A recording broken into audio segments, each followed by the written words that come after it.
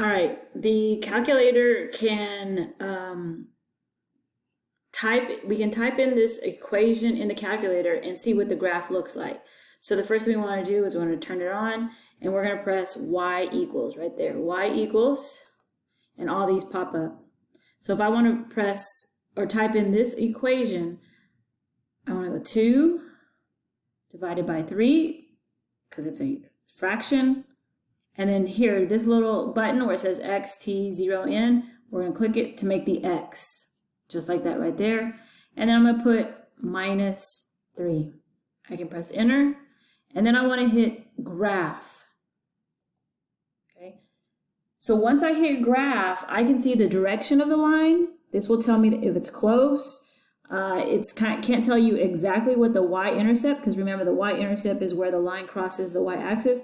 It can't tell you exactly, but it can tell you close if you're in the direction that it needs to be.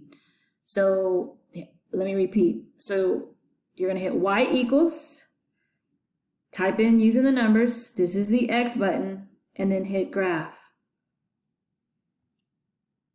All right, the next thing you can do is after you hit the y equals, which it's still there, you can hit second table, and it can give you all the X and Y values.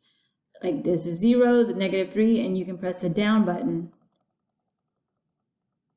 to see what you might need for a future answer. So that is second table, gets you all the tables, and then graph, after typing in this, will get you the graph.